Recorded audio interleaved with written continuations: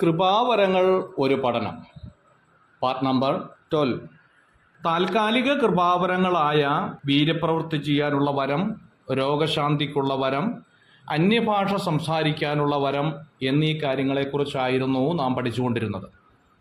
അതിൽ അന്യഭാഷ സംസാരിക്കുന്ന വരത്തെക്കുറിച്ച് നാം ചിന്തിച്ചപ്പോൾ വേദപുസ്തകത്തിൽ പുതിയ നിയമത്തിൽ 7 അധ്യായങ്ങളിലാണ് അന്യഭാഷയെക്കുറിച്ച് വിവരിക്കുന്നത് എന്ന് കാണുകയുണ്ടായി. ഒന്നാമത് മർക്കോസിന്റെ സുവിശേഷം 16-ാം അധ്യായത്തിലും രണ്ടാമത് അപ്പസ്തോല പ്രവൃത്തി 2-ാം അധ്യായത്തിലുമാണ് എന്ന് ഓർക്കുകയുണ്ടായി. 2-ാം അധ്യായത്തിൽ പെന്തക്കോസ് നാൾ വന്നപ്പോൾ ശിഷ്യന്മാരെല്ലാവരും ഒരുമിച്ചിരുന്നു. അവർ ഓരോരുത്തർ അന്യഭാഷയിൽ സംസാരിച്ചു എന്ന് രേഖപ്പെടുത്തി.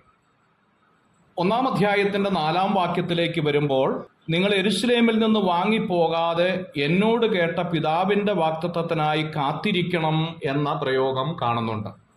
പലപ്പോഴും ദൈവജനത്തിന്റെ മധ്യത്തിൽ നിരവധി സംശയത്തിന് ഇടയാക്കിയിട്ടുള്ള ഒരു വേദഭാഗമാണ് ഇത്. രക്ഷിക്കപ്പെട്ടതിന് ശേഷം ആത്മാവ് ലഭിപ്പാൻ കാത്തിരിക്കണം എന്ന് ഈ വാക്യത്തിന്റെ അടിസ്ഥാനത്തിൽ പലരും പഠിപ്പിക്കുന്നുണ്ട്. എന്നാൽ ഇവിടെ പറഞ്ഞിരിക്കുന്ന പശ്ചാത്തലം നാം ഓർത്തതുപോലെ വേണ്ടവണ്ണം മനസ്സിലാക്കാതെയാണ് ഇങ്ങനെയുള്ള വ്യാഖ്യാനങ്ങൾ ഉണ്ടാകുന്നത് എന്നത് ദുഃഖകരമായ കാര്യമാണ്. അപ്പസ്തോല പ്രവൃത്തി 1-ാം അധ്യായത്തിന്റെ 4-ാം വാക്യത്തിൽ മാത്രമാണ് പരിശുദ്ധാത്മാവിനായി കാത്തിരിപ്പാൻ തിരുവെഴുത്തിൽ പറഞ്ഞിരിക്കുന്നത്. അത് എപ്പോഴാണ് പറഞ്ഞിരിക്കുന്നത് എന്ന് ശ്രദ്ധേയമാണ്. പരിശുദ്ധാത്മാവ് ഈ ഭൂമിയിലേക്ക് ആളത്ത രൂപേണ വരുന്നതിന് മുമ്പ് യേശു കർത്താവ് ശിഷ്യന്മാരോട് പറഞ്ഞ വേദഭാഗമാണ്. എന്നാൽ പെന്തക്കോസ് നാളിൽ പരിശുദ്ധാത്മാവ് വന്നതിന് ശേഷവും ഈ വേദഭാഗം എടുത്ത് ആത്മാവിനായി കാത്തിരിക്കണം എന്ന് ശഠിക്കുന്നവർ തിരുവെഴുത്തിനെ അലക്ഷ്യമായി കാണുന്നു എന്നല്ലാതെ മറ്റൊരു ഭാഗവും ഇതിൽ കാണുന്നില്ല. എന്തിനാണ് കാത്തിരിക്കണമെന്ന് കർത്താവ് പറഞ്ഞത്? എവിടെയാണ് കാത്തിരിക്കണം എന്ന് പറഞ്ഞത്? ഈ 2 ചോദ്യത്തിന്റെ ഉത്തരവും നാം മനസ്സിലാക്കണം.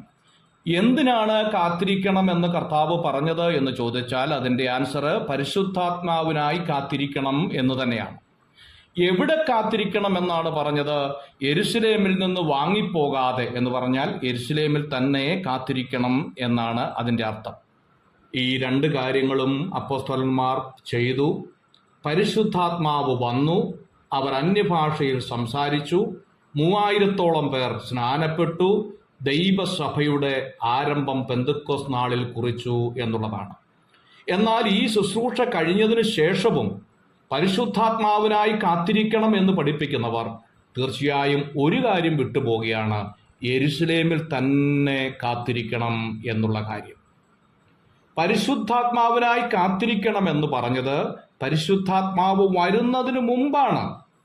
പരിശുദ്ധാത്മാവ് വന്നതിന് ശേഷം വീണ്ടും പരിശുദ്ധാത്മാവിനായി കാത്തിരിക്കണമെന്ന് പറയുന്നത് ന്യായമല്ലാത്ത ഒരു കാര്യമാണ്. അങ്ങനെ ന്യായമാണെങ്കിൽ അവർ യെരുശലേമിൽ തന്നെ കാത്തിരിക്കണം എന്നുള്ളതും ഓർത്തിരിക്കണം. ഒരു ഉദാഹരണം പറഞ്ഞ് ഈ വിഷയത്തിന്റെ ഗൗരവം നാം ഒന്ന് തിരിച്ചറിയാൻ ആഗ്രഹിക്കുകയാണ്. ഒരു സ്കൂൾ ഉദ്ഘാടനത്തിന് ഒരു മന്ത്രിയെ ക്ഷണിക്കാനായി തീരുമാനിച്ചു. മന്ത്രി വരുന്നതിന് മുമ്പേ ഏതാണോ മന്ത്രി വരുന്ന ദിവസം ആ കാര്യം ഓർമ്മപ്പെടുത്തിക്കൊണ്ട് നോട്ടീസും ഉച്ചഭാഷണികളിലൂടെ ആളുകളെ ഈ കാര്യം അറിയിക്കുക എന്നുള്ളത് നമ്മുടെ നാട്ടിൽ പതിവാണ്.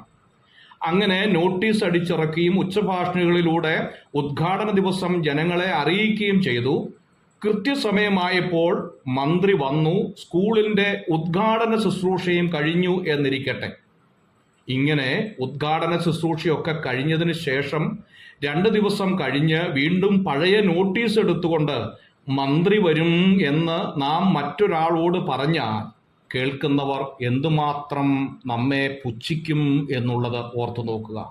ഇതുപോലെ പരിശുദ്ധാത്മാവ് വരുന്നതിന് മുമ്പേ കർത്താവ് വരും എന്ന് പറഞ്ഞു. പരിശുദ്ധാത്മാവ് വന്നു, ആ ശുശ്രൂഷകൾ കഴിഞ്ഞു. അതിനുശേഷം വീണ്ടും ഈ പഴയ വാക്യം എടുത്തുകൊണ്ട് വീണ്ടും പരിശുദ്ധാത്മാവ് വരും എന്ന് പഠിപ്പിച്ചാൽ വേദപുസ്തകത്തിലെ വാക്യത്തിന്റെ പശ്ചാത്തലം അറിയാതെ ഉപദേശിക്കുന്നു എന്ന കാര്യം നാം ഓർത്തിരിക്കണം.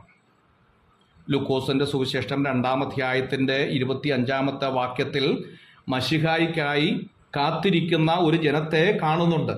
എന്നാൽ യേശു വന്നു, യേശു ജനിച്ചു, വീണ്ടും മശിഹ ജനിക്കും എന്ന് പറഞ്ഞ് കാത്തിരിക്കുന്നത് എത്രമാത്രം അർത്ഥശൂന്യമാണ് എന്നുള്ളത് ഈ വേദഭാഗം വായിക്കുമ്പോൾ നാം ഓർത്തിരിക്കണം. ആയതിനാൽ പരിശുദ്ധാത്മ വരുമെന്ന് പറഞ്ഞത് പരിശുദ്ധാത്മാവാളത്തേന രൂപേണ വരുന്നതിന് മുമ്പാണ്. വന്നതിന് ശേഷം ഈ വാക്യം ഉപയോഗിച്ച് കാത്തിരിക്കണം എന്ന് പഠിപ്പിക്കുന്നത് അർത്ഥശൂന്യമാണ്. God bless you.